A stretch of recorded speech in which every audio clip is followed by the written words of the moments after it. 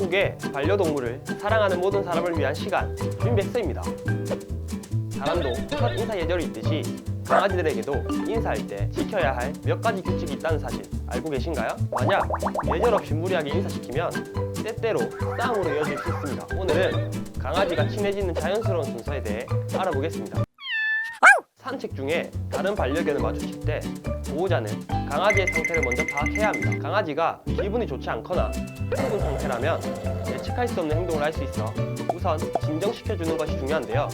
그리고 가장 중요한 건 억지로 인사를 시키지 않는 것입니다. 사람도 처음 만난 사람과 바로 포옹하면 불편하듯 강아지도 갑작스러운 접촉은 스트레스를 줄 수 있습니다. 그래서 무리한 인사는 싸움으로 이어질 수 있으므로 강아지의 상태를 주의 깊게 살피는 것이 중요한데요. 살짝 웃는 표정이나 비간격이 벌어진 상태라면 기분이 좋으니 인사해도 괜찮습니다. 그러나 으르렁거리거나 이빨을 드러내며 공격적인 행동을 보인다면 진정될 때까지 기다려야 합니다. 이때 야단을 치거나 큰 소리로 부르면 더 흥분할 수 있으므로 조심해야 합니다. 이때는 인사를 피해 주시는 것이 좋습니다. 그렇다면 강아지 간의 인사 예절은 무엇이 있을까요? 첫 번째로 코인사, 즉 얼굴 냄새를 맡습니다. 강아지들은 먼저 얼굴을 가까이 대고 서로 얼굴 냄새를 맡는데 이는 사람으로 치면 악수 같은 단계로 침착함, 자신감, 긴장감 등 다양한 신호를 확인하는 것입니다. 두 번째로 고개를 슬쩍 돌리게 됩니다.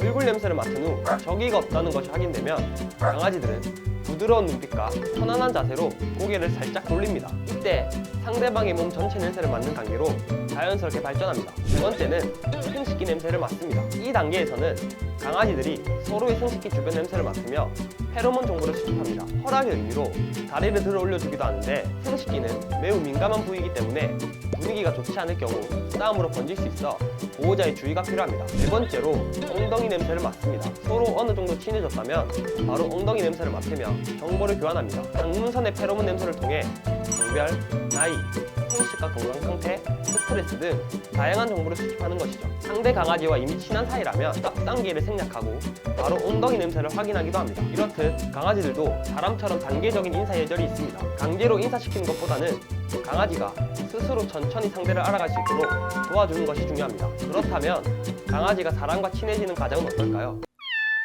먼저 강아지 눈을 피해주는 것입니다.